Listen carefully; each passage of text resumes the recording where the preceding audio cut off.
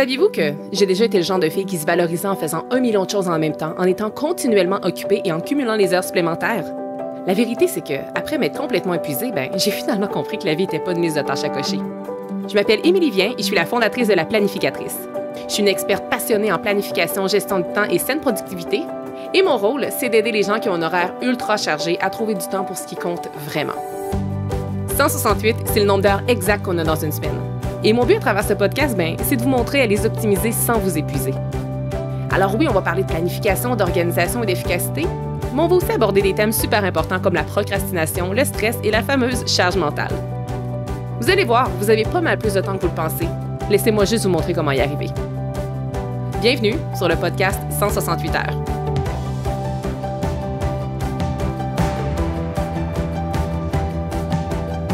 J'aimerais commencer cet épisode en vous disant un immense merci. Merci de me faire confiance depuis 5 ans, mais aussi, surtout, là, spécialement pour l'épisode d'aujourd'hui, merci de faire confiance en un produit que j'ai décidé de créer il y a 5 ans en n'ayant absolument aucune idée du succès, en fait, qui se cacherait derrière ce produit-là. Et si vous n'aviez pas deviné de quel produit j'allais parler, en fait, c'est de l'agenda de la planificatrice. Donc, je viens tout juste de lancer la 5e édition très, très festive. Donc, merci à toutes les personnes qui ont déjà commandé ce produit incroyable ou bien toutes les personnes qui ont de l'intérêt dans celui-ci. Et merci aussi aux plus de 1250 personnes qui étaient inscrites au grand dévoilement que nous avons eu ensemble la semaine passée. C'était un événement très festif, un événement de feu, et puis depuis, je croule positivement sous les commandes. Et pour vrai, en 30 minutes ce soir-là, le soir du dévoilement, j'ai vendu plus d'agendas que pendant toute ma première année en entier. Donc, le mot merci est trop petit, à mon avis, pour vous témoigner toute la gratitude que j'ai pour la confiance, en fait, que vous me témoignez. Dans l'épisode d'aujourd'hui, justement, je vais revenir sur certaines questions qu'on m'a posées pendant le dévoilement qui a lieu la semaine dernière. Pour les personnes qui ne savent pas c'est quoi le dévoilement, en fait, c'est que mercredi dernier, j'ai annoncé à toute ma communauté que l'agenda 2026 était disponible. Donc, vous pouvez vous rendre sur mon site web et partout, tout était accessible. Mais depuis la première année, je fais toujours un événement exclusif la veille de la publication, en fait, de l'agenda sur ma boutique en ligne. Donc, il y a plusieurs personnes. Là, on est rendu à des milliers de personnes qui se joignent et je vous présente pendant cet événement-là vraiment l'agenda dans les moindres détails. Et à la fin, il y a une période de questions, mais étant donné que la quantité de participants grandit et grandit et grandit année après année, je n'ai pas pu répondre à toutes les questions. Donc, ce que je fais aujourd'hui, c'est que je veux prendre le temps de répondre aux questions qu'on m'a posées. Il y a des questions qui sont vraiment en lien avec la planification, la gestion de l'agenda, puis il y a d'autres questions qui sont vraiment directement liées au produit de l'agenda de la planificatrice. Et je vais prendre le temps justement de répondre à ces questions que je n'ai pas pu répondre en direct étant donné qu'on est un petit peu limité dans le temps. Les questions que j'ai sélectionnées, bien entendu, c'est des questions qui vont être bénéfiques pour toutes les personnes qui m'écoutaient, que vous utilisiez l'agenda de la planificatrice ou non. Puis c'est vraiment des questions très fréquentes que je reçois là, tout au long de l'année, donc je trouve que c'est super pertinent en fait de faire un épisode sur le sujet. Donc, par où commencer? J'ai 8 questions, en fait, auxquelles je vais répondre et je vous les dis maintenant, puis ensuite, je vais y aller une à la fois, là, juste pour que vous sachiez où est-ce qu'on s'en va. Donc, la première question à laquelle je vais répondre, c'est comment est-ce qu'on fait le lien entre l'agenda papier et un agenda électronique lorsqu'on utilise les deux? La seconde question, c'est comment on fait le lien entre notre agenda et notre brain dump? La troisième question, c'est quoi faire quand on ne coche pas toutes nos tâches? Est-ce qu'on les reporte ou si on les laisse aller? Donc, je vais répondre à cette question-là. La quatrième, c'est est-ce que cet agenda-ci est adapté si je suis salarié et non travailleur autonome? 5e question, comment intégrer des objectifs personnels sans se sentir coupable si on ne les atteint pas? Donc, très belle question ici. La 6e, c'est qu'est-ce que je fais, moi, personnellement, là, de mes anciens agendas? Est-ce que je les garde? Est-ce que je relis les bilans, etc.? La 7e question, c'est, on m'a demandé, qu'est-ce qui t'inspire pour le choix des couleurs des couvertures? Alors, très hâte ici de vous en parler un peu plus. Et la 8e et dernière question, c'est qu'est-ce qui fait qu'il est mieux, en fait, que l'agenda de la planificatrice est mieux que les autres agendas sur le marché? Donc, je débute avec la première question qui, je vous la répète, comment faire le lien entre l'agenda papier et l'agenda électronique lorsqu'on utilise les deux? J'ai envie d'entrée de jeu de dire que j'ai un billet de blog, et là, je dis billet de blog, mais je pense en fait que c'est un épisode de podcast qui a été publié, je crois, l'année passée, où je faisais un petit peu la distinction entre qu'est-ce qui est mieux. Est-ce que vous devriez utiliser un agenda papier, un agenda électronique ou bien les deux? Je ne veux pas vous redire tout ce contenu-là parce qu'il y a déjà un bel épisode qui a été fait sur le sujet, donc je vais mettre le lien dans les show notes pour que vous puissiez aller l'écouter si ça peut vous aider. Donc vraiment, cette question-là va s'adresser pour les gens qui ont une planification hybride, donc avec l'agenda papier et l'agenda électronique. Et moi, personnellement, c'est ce que je fais. Moi, j'utilise les deux agendas, bien que je suis la créatrice d'un agenda imprimé que j'adore et que je suis vraiment une amoureuse du papier. Il en demeure pas moins que j'utilise aussi l'agenda électronique parce que de mon côté, ça me simplifie la vie puis c'est plus aligné avec ce que j'ai de besoin pour certaines choses. Je pense que la clé là, pour faire le lien entre l'agenda papier et l'agenda électronique, c'est de définir avec très grande clarté qu'est-ce qu'on met dans l'un et qu'est-ce qu'on met dans l'autre afin d'éviter de doubler le tout et d'échapper des choses. En fait, il y a des choses qui tombent entre la craque. En fait, pas entre la craque, mais dans la craque. Et dans le fond, moi, je vais vous dire un peu comment je fais de mon côté, puis après ça, vous allez juste pouvoir de votre côté vous poser les questions à savoir, vous, comment vous devriez l'utiliser. Moi, de mon côté, l'agenda électronique, j'utilise Google Calendar, Google Agenda. Et c'est ma bible de rendez-vous. Donc, moi, je ne mets pas mes tâches dans mon agenda électronique. Moi, je l'utilise uniquement pour mes rendez-vous. C'est vraiment ma bible. Ce qui fait que si je regarde, en fait, si j'ai un rendez-vous avec mon massothérapeute, avec mon dentiste ou avec des amis que je veux prendre pour dans quelques semaines ou dans quelques mois, moi, tout ça va se retrouver dans mon agenda électronique. C'est vraiment mon endroit de référence par excellence pour tous les rendez-vous que j'ai. Toujours, c'est l'agenda électronique.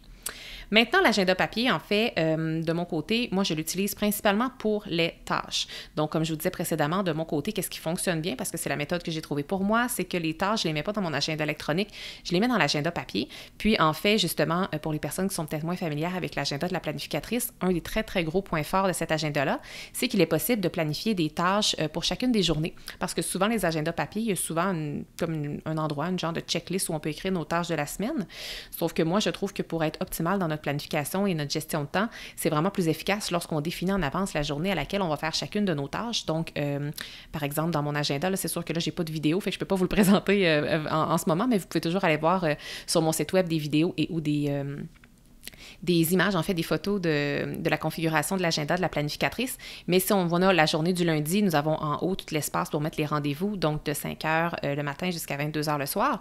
Et en bas, il y a vraiment une section pour aller inscrire jusqu'à 10 tâches. Et ça, c'est même chose pour les 7 journées de la semaine. Donc, qu'est-ce qui est le fun avec cet agenda-là? C'est qu'on a vraiment une vue d'ensemble de tout ce qu'on a à faire, pas seulement des rendez-vous, parce que souvent, les agendas qu'on trouve sur le marché, c'est uniquement les rendez-vous qu'on peut émettre, mais également les tâches. Donc, là, je suis presque en train de répondre à la question 8, là, pendant que je réponds à la question 1. La question 8 que je disais, qui était en fait, qu'est-ce qui fait que cet agenda-ci est mieux que les autres sur le marché.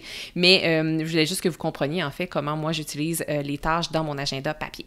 Donc, de votre côté, peut-être que vous avez un autre agenda, peut-être que vous avez le mien, mais peut-être que vous n'avez pas envie de nécessairement utiliser l'agenda de la même façon que moi, et c'est parfait. Moi, je veux juste que vous compreniez que quand on a un agenda papier et un agenda électronique, il faut juste clarifier à la base qu'est-ce qu'on met où, c'est quoi la bible des tâches, c'est quoi la bible des rendez-vous.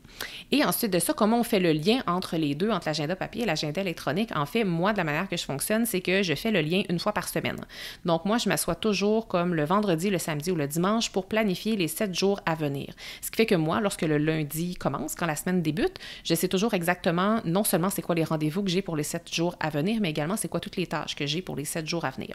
Donc, lorsque je m'assois, disons le dimanche par exemple, donc le dimanche, si je m'assois pour planifier la semaine à venir, moi, une des premières choses que je fais, c'est que je vais aller regarder sur mon agenda électronique, c'est quoi les rendez-vous que j'ai pour la semaine à venir. Et là, je vais avoir une petite action que je vais devoir poser en double, parce qu'on s'entend que les rendez-vous, je les ai déjà entrés manuellement dans mon agenda électronique, mais là, je vais recopier les rendez-vous que j'ai dans mon agenda papier. Est-ce que ce sera obligatoire de le faire?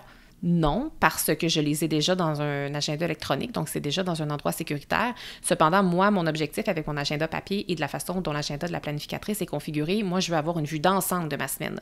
Donc, pas juste mes rendez-vous, pas juste mes tâches, je veux avoir la quantité de tâches et la quantité de rendez-vous que j'ai, parce que c'est pas parce que j'ai une journée qu'il n'y a pas de rendez-vous que ça va être une petite journée légère pour autant. Parfois, je peux avoir comme 10 grosses tâches à faire, ce qui fait que j'ai vraiment besoin, moi, d'avoir une vue d'ensemble et c'est possible grâce à l'agenda de la planificatrice. Alors, quand je m'assois, c'est ça le dimanche pour planifier ma semaine, je vais regarder c'est quoi les rendez-vous, je vais les recopier. Et là, peut-être que là, vous vous dites, ouais, mais là, ça n'a pas de bon sens de recopier des rendez-vous, c'est de faire le travail 2 fois. Et vous avez totalement raison. Et la raison pour laquelle moi je le fais, c'est que pour vrai, ça me prend à peu près 1 minute, 2 minutes, gros maximum. Et moi, j'aime ça. Le fait de recopier, on dirait, le rendez-vous, ça me permet de remettre en question en même temps la valeur du rendez-vous. Je veux dire, si j'ai un rendez-vous, par exemple, avec une cliente, je ne vais pas le remettre en question. Mais des fois, je peux comme avoir un rendez-vous pas avec une cliente ou une autre affaire, puis là, je peux me dire, est-ce que ça a vraiment de la valeur, ça? Est-ce que j'ai vraiment besoin de ce rendez-vous-là?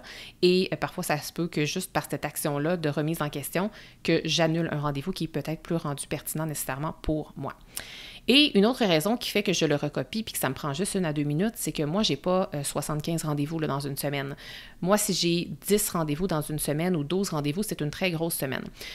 Donc, de votre côté, si vous êtes une personne qui a comme 10 rendez-vous par jour, parce que vous avez peut-être, tu sais, il y en a qui ont des rendez-vous aux 15 minutes ou tout dépendant de votre emploi du temps, à ce moment-là, c'est certain que là, je vous dirais de peut-être trouver une autre solution que de recopier, parce que là, c'est vrai que non seulement ça va être très long à recopier, mais qu'en plus, si vous avez un si grand volume de rendez-vous, bien là, il y aurait peut-être un risque d'erreur, en fait. Donc, moi, c'est vraiment comme ça que je fonctionne. Et après ça, voilà, donc je repars de ma Bible de l'agenda électronique pour les rendez-vous. Je recopie le tout dans mon agenda papier. Puis en recopiant le tout aussi, ça me donne, ça m'allume des petites lumières pour des tâches à faire parce que parfois, j'ai par exemple, OK, si j'ai un rendez-vous avec telle cliente, bien, OK, il faut que je prépare ma rencontre avec cette cliente-là. Est-ce que j'ai un plan d'action à lui fournir après? Oui, non. Donc, tu sais, parfois, il y a souvent des petites transitions et des petites tâches qui sont liées à certaines rencontres. Et ça, c'est important de les planifier, ces tâches-là. Donc, quand justement, je recopier mes rendez-vous, ça m'aide aussi à créer mon brain dump. Le brain dump, c'est un peu la tâche que je fais au début de ma planification hebdomadaire, soit de vider mon cerveau, remettre ma charge mentale, c'est-à-dire à zéro, et d'écrire toutes les choses que je veux faire et que je dois faire dans la semaine à venir. Donc, c'est ce que j'aurais comme réponse à donner pour la première question, qui était de comment faire le lien entre l'agenda papier et électronique lorsqu'on utilise les deux. Maintenant, deuxième question, c'est comment on fait le lien maintenant entre l'agenda et le brain dump. Donc, dans la question 1, en y répondant justement à la fin, je vous parlais un petit peu du brain dump. Le brain dump, c'est vraiment l'action numéro 1 que je fais lorsque je planifie mon agenda, pas quand je planifie mon agenda, mais quand je planifie la semaine à venir. Tantôt, je vous disais qu'une des premières tâches, c'est que je regardais mon agenda électronique, mais qu'est-ce qui va précéder ça? C'est vraiment le brain dump. Le brain dump, je prends une feuille vierge, ça peut être une feuille blanche tout simplement, et j'écris à la main, c'est ça, toutes les choses que je veux faire et que je dois faire dans la semaine à venir. Si justement vous utilisez l'agenda de la planificatrice, en fait, à chaque semaine, j'ai prévu dans l'agenda une feuille vierge à justement pour que vous puissiez faire votre brain dump si vous voulez faire le brain dump. Et bien entendu, si vous ne voulez pas faire ça, vous pouvez utiliser cette feuille vierge-là pour en faire absolument ce que vous désirez. Donc moi, je vais vraiment ici aller dans le brain dump, me vider la tête des choses que je veux faire. Moi, je vais les diviser par catégorie. J'aime bien diviser mes tâches personnelles. Ensuite, j'ai aussi mes tâches professionnelles, mais étant donné que j'ai vraiment beaucoup de tâches professionnelles, j'ai des tâches que je catégorise sous la section opération et une autre plus au niveau de la gestion. Et ensuite, je vais vraiment aller mettre toutes les tâches que je veux faire à cet endroit-là. Ensuite de ça, pour faire le lien entre le brain dump et l'agenda, donc entre la planification hebdomadaire, puis aller me dire, OK, qu'est-ce que je place où? Je vais vraiment ici aller me questionner à savoir c'est quoi la durée de chacune de mes tâches. Puis ça, en fait, je vous référerais peut-être à l'épisode de la semaine passée qui, justement, je vous disais exactement comment planifier ces semaines de façon efficace. Je vais mettre le lien dans les show notes, mais vous allez pouvoir, ça va être un excellent complément, en fait, à la question 2, parce que je ne vais pas nécessairement répéter tout ce que j'ai dit il y a une semaine ou deux pour les personnes qui l'ont déjà écouté, mais vraiment, je vais aller estimer c'est quoi la durée de chacune de mes tâches. Je vais me poser la question à savoir, OK, combien de temps est-ce que j'ai dans ma semaine, dans chacune de mes journées concrètement pour travailler sur ces tâches-là. Et ensuite de ça, je vais aller les placer de cette façon-là. Et comme vraiment, si vous êtes dans mon univers depuis longtemps, sûrement que cette réponse-là vous suffit. Mais si je vous ai un peu perdu en disant que j'estime la durée des tâches, j'estime la durée de temps que j'ai dans mes journées puis dans mes semaines pour travailler, je vous invite vraiment, vraiment à aller écouter justement l'épisode que j'ai publié la semaine passée ou bien l'autre d'avant, là, mais regardez vraiment dans le résumé de l'épisode, je vais mettre le lien pour que vous puissiez y aller. Ça va vraiment, vraiment aller compléter avec beaucoup de détails qu'est-ce que la réponse en fait que je viens de vous donner. Troisième question.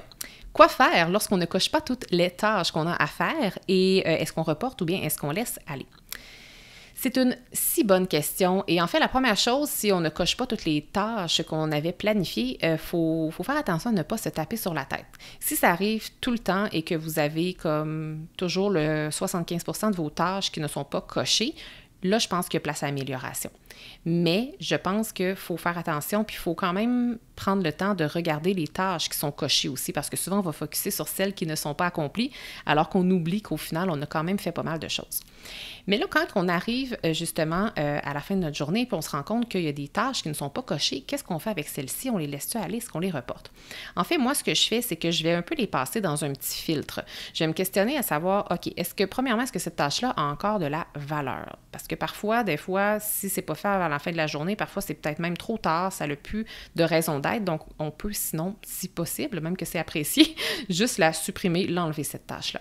Donc, moi, dans ce temps-là, je fais un X. Moi, j'ai mon petit code, là, vous faites bien ce que vous voulez avec votre code, mais moi, dans l'agenda de la planificatrice, à gauche, là, à côté de chacune des tâches qu'on inscrit, il y a une petite case qu'on peut cocher lorsque la tâche est accomplie.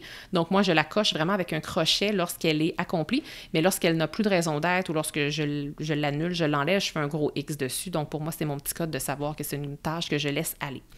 Sinon, si elle a toujours de la valeur, si elle est toujours importante, moi, ce que je vais faire, c'est que je vais la reporter.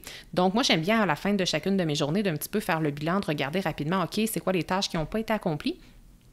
Souvent, elles ont toutes été accomplies parce que justement, de la manière que je planifie mes semaines et comme je vous l'enseigne dans les précédents épisodes de podcast, ça m'aide vraiment à planifier et surtout à cocher toutes les tâches que je me planifie. Mais ça arrive quand même, là, je suis humaine et vraiment pas parfaite et moi aussi, je vis parfois des imprévus qui ont été vraiment imprévisibles. Il y a des tâches parfois que j'arrive pas à cocher. Donc, celles qui ont toujours de la valeur, je vais me questionner à savoir, OK, c'est quand que cette tâche-là, si je ne l'ai pas faite aujourd'hui, c'est quand qu'elle doit être faite? C'est quoi le délai? Parfois, des fois, je me dis, OK, ben là, ma semaine est déjà pleine, c'est encore important, mais c'est pas grave si je le fais pas cette semaine. À ce moment-là, on peut la reporter sur la semaine d'ensuite. Mais parfois, c'est une tâche qui était quand même importante et peut-être urgente, puis peut-être qu'il faut que je la fasse, par exemple, au plus tard le lendemain. Donc, moi, je vais aller la replacer, en fait, dans la journée du lendemain. Donc, je vais aller la recopier dans la journée du lendemain pour être certaine de bien la voir la journée qui va suivre. Mais en même temps, je me pose une question super importante, parce que là, j'ajoute une tâche à ma journée du lendemain, qui est une journée qui était déjà planifiée. À ce moment-là, si je rajoute des tâches à des journées qui étaient déjà planifiées, je me pose la question à savoir, OK, est-ce que ça va créer un débordement dans ma journée? Parfois, on va juste repousser une tâche qui dure 15 minutes. Puis ça, on dirait que 15 minutes de plus ou de moins, souvent, ça rentre bien dans une journée. Mais si je rajoute une tâche, par exemple, qui va me prendre 2 heures, bien là, ça vaut la peine de faire une petite analyse à savoir, OK, est-ce que ça va créer un débordement? Et si c'est une tâche de 2 heures, fort possiblement que ça va créer un débordement. Donc là, il faut se poser la question à savoir, OK, si ça crée un débordement, c'est quoi les tâches que j'avais de planifier pour demain que j'accepte de reporter à une journée ultérieure? Ça pourrait être aussi, peut-être, par exemple, si des fois vous êtes dans une période un petit peu plus rochante avec des livrables qui sont très serrés, peut-être que vous n'allez pas avoir le luxe de pouvoir repousser à plus tard les tâches qui étaient déjà planifiées. En plus de faire votre nouvelle tâche de 2 heures, par exemple, à ce moment-là, c'est important de se dire, OK, comment est-ce que je peux me créer du temps? Est-ce que je peux commencer à travailler un petit peu plus tôt? Est-ce que je peux demander peut-être à mon conjoint d'aller chercher les enfants à la garderie alors que normalement, c'est peut-être nous qui allons? Bref, c'est juste des petites idées comme ça. Et je trouve que c'est intéressant de planifier ce débordement-là en avance plutôt qu'être confronté à 17h en fin de journée à ce débordement-là le lendemain et ensuite rapporter l'ordinateur, vivre la frustration parce qu'on a l'impression qu'on n'en a pas fait assez ou vivre la frustration de devoir faire, par exemple, des heures supplémentaires. Donc ça, si vous faites juste cette petite action-là de reporter avec conscience et avec analyse les tâches pour plus tard, que vous allez faire, par exemple, plus tard dans la semaine, bien, ça va vraiment vous économiser, je pense, des maux de tête et de l'insatisfaction, en fait.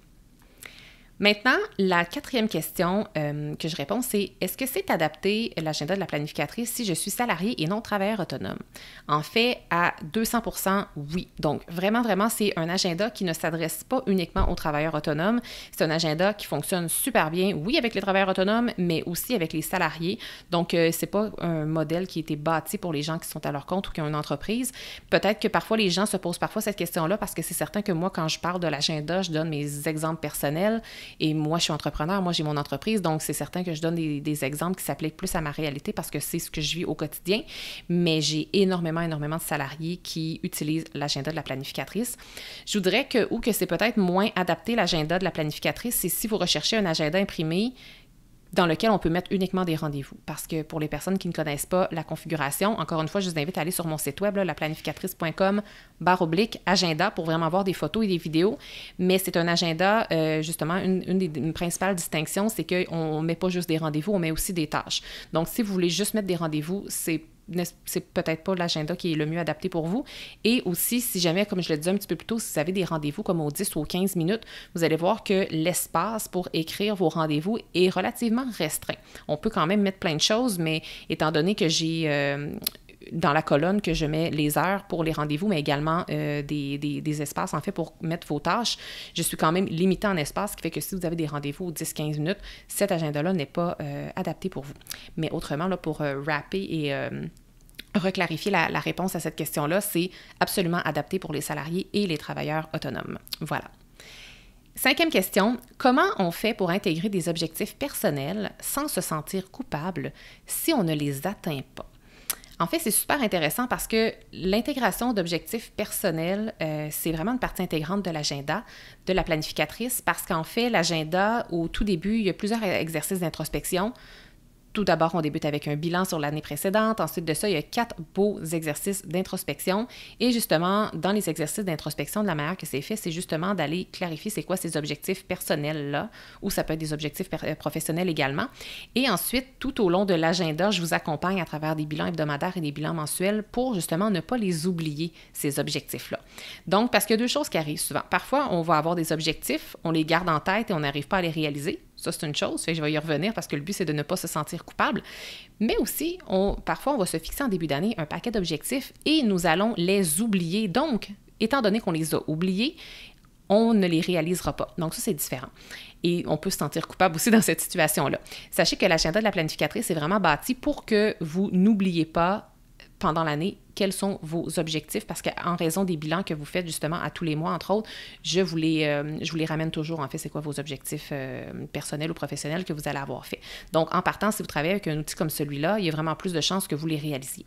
Ensuite de ça, pour ne pas se sentir coupable si on n'atteint pas nos objectifs personnels, ce que j'aurais envie de dire à la personne qui m'a posé cette question-là, c'est aussi d'accepter que parfois nous changeons en cours de temps. Parce qu'il faut se poser la question à savoir si je n'ai pas atteint mes objectifs personnels, quelle en est la raison? Est-ce que c'est parce que j'ai mal géré mon temps? Est-ce que c'est parce que j'ai priorisé d'autres choses? Est-ce que c'est parce que ces objectifs-là ne sont plus alignés avec la personne que je suis devenue? Parce que parfois, en début d'année, on va se fixer des objectifs, puis on va travailler pour les atteindre, même si on a changé, puis même si plusieurs mois après que ces objectifs-là sont peut-être plus alignés, mais étant donné qu'on se les est fixés, on va comme tellement être dans la performance qu'on va vouloir à tout prix les réaliser, les cocher. Alors que si c'est plus aligné, je pense qu'on n'a tellement pas à se sentir coupable de ne pas avoir atteint cet objectif-là parce que vous avez évolué en cours de route. Donc, c'est comme si ça n'a plus de sens nécessairement que cet objectif-là soit atteint. Donc, encore une fois, c'est certain que la réponse serait peut-être différente tout dépendant de la personne à qui je répondrais, à qui je parlerais. Mais ici, je pense que pour éviter de se sentir coupable si on n'atteint pas les objectifs, c'est vraiment de toujours se poser la question à savoir, OK, qu'est-ce qui fait que c'est pas atteint? Puis quand on ne se pose pas cette question-là, bien, c'est facile de vivre dans la frustration, mais lorsqu'on comprend la raison pour laquelle l'objectif en question peut-être n'a pas été atteint, bien là, ensuite, on peut mettre en place des solutions, des choses, des conseils pour que ça n'arrive plus dans le futur si tel est notre souhait, si notre souhait est vraiment de poursuivre ces objectifs personnels-là. 6e question, on m'a demandé qu'est-ce que je fais de mes anciens agendas? Est-ce que je les garde? Est-ce que je relis les bilans? En fait, moi, mes agendas, je les garde comme des petits trophées. Je les garde puis comme des petits trophées, pas parce que je suis la créatrice de cet agenda-là, là, même si j'achetais cet agenda-là d'une autre créatrice ou d'un autre créateur, je le conserverais parce que honnêtement, là, juste de feuilleter rapidement, là, ne serait-ce que de faire... de faire passer les feuilles rapidement devant mes yeux, là, de voir tout ça, toutes les choses qui ont été accomplies, honnêtement, moi, ça m'apporte beaucoup, beaucoup de satisfaction parce que c'est ça, les agendas des 4 dernières années représentent ma vie, littéralement des 4 dernières années. Donc, je les conserve. Est-ce que je les relis? Pas vraiment, en fait. Mais si, à un moment ou à un autre, j'aurais besoin, là, pour vrai, je pense que ça ne m'est pas arrivé, mais je sais qu'il y a certaines personnes que ça leur arrive. Parfois, c'est d'aller voir une référence. Ah oui, où est-ce que j'étais l'année passée, à tel moment de l'année, ou comme, hey, c'est vrai, comme quand j'étais en train de planifier telle chose l'année passée, peut-être que de retourner relire mon brain dump ou ma planification, ça pourrait m'aider. Ça, c'est quelque chose qui peut être utile. Moi, ça ne m'est pas arrivé, mais c'est quand même une situation qui serait quand même possible. Mais je les garde vraiment plus un peu comme un trophée, comme une fierté. Parfois, je vais juste les faire défiler rapidement, comme je vous disais, puis ça va me remplir de satisfaction de voir juste toutes les belles choses qui ont été accomplies. Parce que souvent, on va comme se rappeler des gros morceaux, des gros accomplissements qu'on a fait dans notre année, alors que derrière chaque grand accomplissement, il y a des centaines, voire même des milliers d'actions.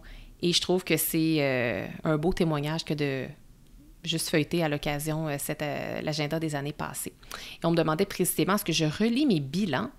Moi, je ne ressens pas le besoin de le faire, mais je sais qu'il y en a certaines personnes dans ma communauté qui le font parce qu'ils me l'ont déjà dit, puis ça leur apportait beaucoup, beaucoup de satisfaction, beaucoup de bonheur, et puis c'est pas très long là, de relire les bilans. Donc, je trouve que c'est une très, très belle façon d'utiliser nos agendas lorsqu'on les garde, mais moi, personnellement, pour répondre à la question, je ne le fais pas. Je garde les agendas, mais je ne relis pas les bilans. 7e question, qu'est-ce qui m'inspire pour le choix des couleurs? Parce qu'on va se le dire, le dévoilement de la couverture, des couvertures en fait de l'agenda de la planificatrice et les couleurs que j'ai choisies, c'est toujours très, très, très attendu. Puis ce qui est drôle aussi, c'est que, tu sais, admettons, là, si ma couverture d'agenda était vraiment très laide ou comme s'il restait juste une couleur puis qu'elle n'était pas au goût de plein de gens, il y a plein de gens qui ne se procuraient pas l'agenda de la planificatrice alors qu'au final, c'est l'intérieur qui est important. Hein? C'est ce qui est à l'intérieur qui est important. Puis je sais qu'il y en a plusieurs que leur agenda est toujours ouvert. C'est certain que si vous le transportez toujours, je peux comprendre qu'il est souvent fermé. Mais tu sais, moi, la couverture de mon agenda, là, l'agenda que je possède en ce moment, donc de l'année actuelle, la dernière fois que j'ai vu la couverture, ça fait très longtemps parce que mon agenda est toujours ouvert ou comme plié en deux, là, étant donné que la reliure me permet de le plier comme en deux. C'est très, très, très, très rare, moi, que mon agenda est fermé, donc je ne vois pratiquement pas la couverture. Donc, mais quand même, je sais que les gens accordent beaucoup, beaucoup d'importance à la couleur. Et moi aussi, quand même, je veux dire, je ne choisis pas mes couleurs sur un coup de tête. Sauf que bien que je ne choisisse pas mes couleurs sur un coup de tête, souvent, c'est comme à un certain moment donné dans le processus, puis souvent, c'est très, très tôt dans le processus, j'ai comme une illumination, c'est comme si mon intuition me dicte avec clarté vers quelle couleur je dois me rendre.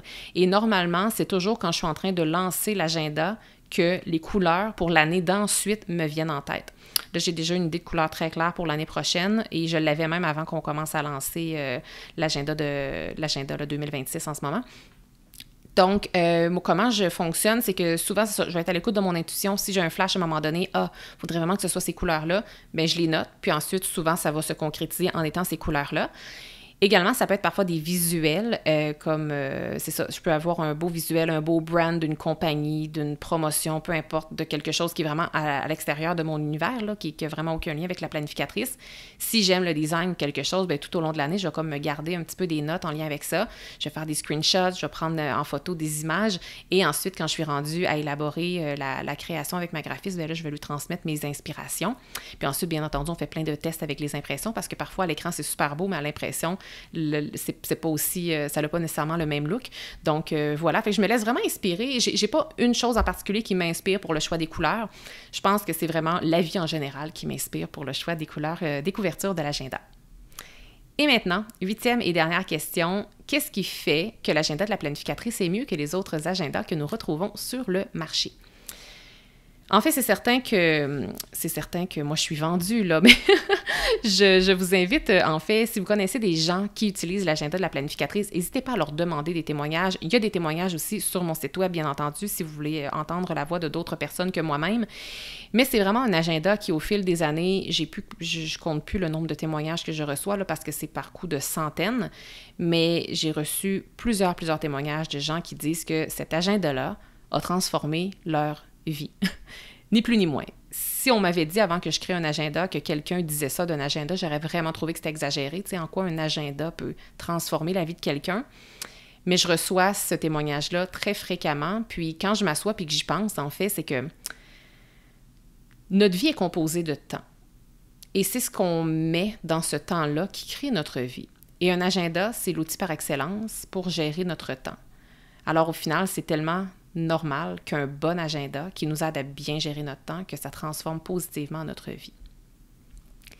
Je l'ai déjà dit un petit peu d'entrée de jeu tantôt, qu'une des principales distinctions, en fait, de l'agenda de la planificatrice, c'est qu'on peut à la fois y inscrire les rendez-vous et les tâches, et donc pas uniquement les rendez-vous. Ça, je vous dirais que c'est une très, très grande différence.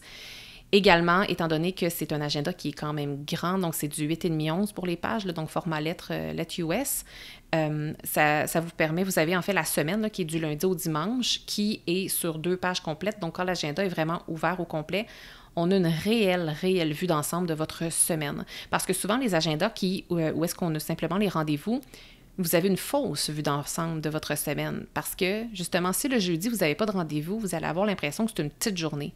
Alors que moi, étant donné que je planifie aussi mes tâches, je peux vous dire que je ne sais pas de rendez-vous, j'en profite souvent pour mettre beaucoup de tâches.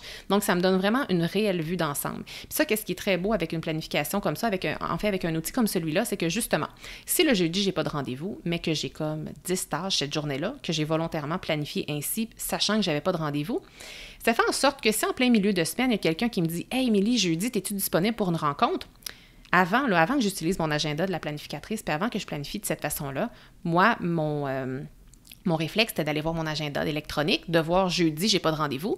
Alors oui, je suis pleinement disponible. Mais c'est pas parce qu'on est libre qu'on est disponible, n'est-ce pas? Parce qu'avant, moi, quand j'étais libre, ça voulait automatiquement dire que j'étais disponible. Donc maintenant, moi, ce que je vais faire, c'est qu'on me demande pour jeudi si je suis disponible, je vais aller voir. Techniquement, je suis libre, j'ai aucun rendez-vous à l'horaire, sauf que j'ai 10 grosses tâches. Est-ce que je suis disponible finalement? Non, pas du tout. Donc, si jamais cette notion-là vous parle, j'ai un excellent épisode de podcast qui s'appelle justement Libre versus disponible, quelque chose comme ça. Je vais mettre le tout dans les show notes. Autre belle distinction de l'agenda de la planificatrice, puis là, je veux dire, je pourrais continuer comme ça pendant 1 heure, mais je vais tenter de conclure rapidement. Vous avez une vue d'ensemble, mais aussi ce qui est très apprécié, c'est que la journée du samedi et du dimanche n'est pas rétrécie. Parce que souvent, les gens qui créent des agendas vont mettre la journée du samedi et du dimanche beaucoup plus petite, comme si on n'avait pas de rendez-vous la fin de semaine, comme si on n'avait rien à faire la fin de semaine. Donc, c'était très important pour moi que les journées de la fin de semaine soient tout aussi grandes et qu'il y ait autant d'espace que les journées de la semaine. Et c'est ce qui fait aussi que cet agenda-là vous permet de planifier à la fois votre vie personnelle et professionnelle dans un seul et même endroit. Donc, moi, depuis que j'ai cet agenda-là, j'ai plus besoin d'avoir un agenda parallèle ou un calendrier parallèle pour ma famille. Moi, tout est intégré dans un seul et unique agenda. Et je vous dirais que si je veux conclure, parce que comme je vous disais, je pourrais poursuivre pendant encore de très longues minutes, mais si je conclue avec un dernier avantage qui fait, à mon avis, que cet agenda-ci est meilleur que les autres agendas qu'on trouve sur le marché, c'est que c'est le mariage parfait entre la planification et l'introspection, ce qui fait que cet agenda-là est un outil de planification consciente. Et en quoi est-ce que c'est un outil qui marie à la fois la planification et l'introspection, puis en quoi c'est puissant? En fait, c'est parce que mon agenda a une très grande quantité de bilans. Donc oui, il y a un paquet d'exercices d'introspection au début de l'agenda, puis ça, je veux dire, c'est pas nouveau au sens, c'est pas moi qui ai inventé ça, là, il y a plein d'agendas qui existent sur le marché avec plein de beaux exercices au début. Cependant, souvent, les exercices, on les fait en début d'année, puis après ça, on oublie de se connecter à notre intuition, on oublie de faire de l'introspection. Puis pourquoi on l'oublie? Mais parce qu'on tourne les pages de l'agenda, puis c'est toujours de la planification, de la planification, de la planification. Moi, de mon côté, après chacune des semaines, il y a un bilan. Ce qui veut dire que dans mon agenda, il n'y a pas un bilan de temps en temps, il y a 52 bilans hebdomadaires. À la fin de chacun de vos mois, il y a aussi des bilans différents. Donc, en plus des 52 bilans hebdomadaires, vous avez aussi 12 bilans mensuels.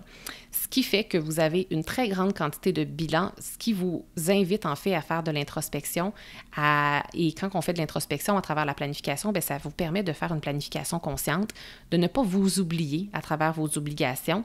Et ça vous assure aussi de vous prioriser vous-même en tant que personne dans les choses que vous devez faire dans votre quotidien puis dans vos semaines. Donc, je vous dirais que ce serait le dernier avantage qui fait que cet agenda-là est mieux que les autres agendas sur le marché. Puis en même temps, là, c'est parce que je relis vraiment la question, puis c'était vraiment ça la question, mais en même temps, j'aime pas ça dire que mon agenda est meilleur que les autres parce qu'au final, ça m'arrive de déconseiller mon agenda à des personnes. Je pense qu'il y a un paquet d'agendas disponibles sur le marché. Et je pense qu'ils sont tous parfaits pour différents types de personnes. Moi, je pense que mon agenda est mieux que d'autres agendas pour certains types de personnes, mais en même temps, j'ai déjà conseillé d'autres agendas, même à des clients avec qui je travaillais, parce que mon agenda, je trouvais qu'il n'était pas aligné avec eux. Donc, tu sais, est-ce qu'il est vraiment mieux que les autres? Moi, je trouve qu'il est mieux que les autres pour ma planification à moi. Donc, moi, en fait, je me suis vraiment créer mon agenda de rêve et je me suis juste dit, hey, j'espère qu'il y en a d'autres qui vont avoir besoin d'un agenda comme celui-ci. Et il s'avère que oui, vous êtes très nombreux et nombreuses à avoir besoin, en fait, et à désirer un agenda comme celui que j'ai créé. Je vous en remercie. Mais au final, peut-être que vous êtes une experte en planification, vous aussi, que vous aimez la planification ou que vous êtes débutante, puis que peut-être que mon agenda ne répondra pas à vous. Et c'est parfait si c'est comme ça.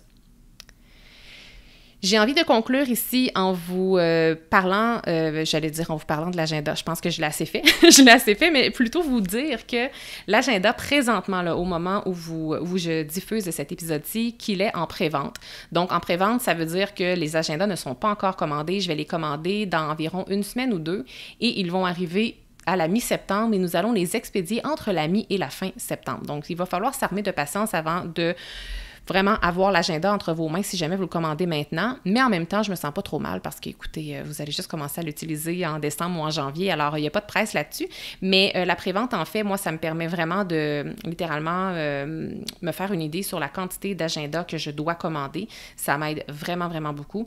Donc, l'agenda est en prévente pour encore 4 belles journées. J'ai un super beau bonus aussi pour les personnes qui vont acheter l'agenda pendant la prévente. Vous allez avoir accès à pas un, mais à 2 appels exclusifs avec moi, un qui va avoir lieu cet automne, un autre au début de l'année prochaine, en janvier, et il va y avoir un des 2 appels où que je vais vraiment répondre à vos questions sur l'agenda et la planification, alors qu'une autre, ça va vraiment être en début janvier, vraiment un atelier, une masterclass d'1 heure, où je vais vraiment vous aider à planifier votre année pour que ce soit aligné avec votre vision. Donc, 2 ateliers exclusifs qui vont être vraiment disponible uniquement pour les personnes qui vont s'être procuré l'agenda de la planificatrice pendant la prévente. Vous avez aussi, bien entendu, pendant la prévente, un accès privilégié aux couleurs éphémères parce que j'ai 3 belles couleurs. Une qui est officielle, qui va être là jusqu'à la fin, jusqu'à écoulement des stocks, et les 2 autres sont éphémères, ce qui veut dire que je les commande en plus petite quantité. Donc, si jamais il y a des couleurs éphémères qui vous plaisent particulièrement, profitez-en maintenant pour les commander, étant donné qu'ensuite de ça, les stocks vont baisser très rapidement. Et puis voilà, je pense que si jamais vous savez déjà que vous voulez utiliser l'agenda de la planificatrice pour la nouvelle année, je vous invite à passer votre commande dès maintenant. Moi, ça me témoigne que vous croyez en mon produit, ça m'encourage énormément et littéralement, chaque commande fait une différence. Et puis, si jamais vous voulez l'agenda pour la nouvelle année et que vous aimeriez déjà commencer à planifier, sachez que je n'ai plus d'agenda daté depuis déjà le 1er janvier dernier. Cependant, il me reste une grande quantité d'agendas non datés sur 6 mois qui vous promet la même expérience justement de planification consciente avec les bilans et tout.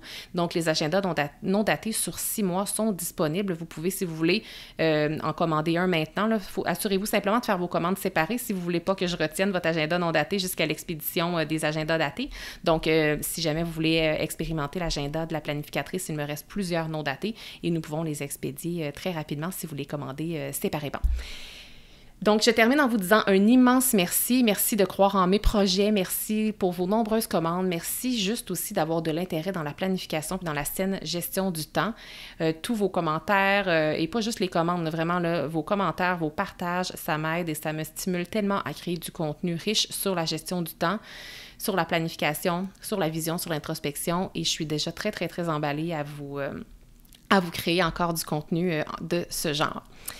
Je n'avais pas prévu vous le dire, mais je vais terminer avec un petit teaser. Donc, la semaine prochaine, précisément le 18 août, le prochain épisode de podcast qui va être libéré, je fais une annonce qui est à ce jour la plus grande annonce que je n'ai jamais faite dans mon entreprise.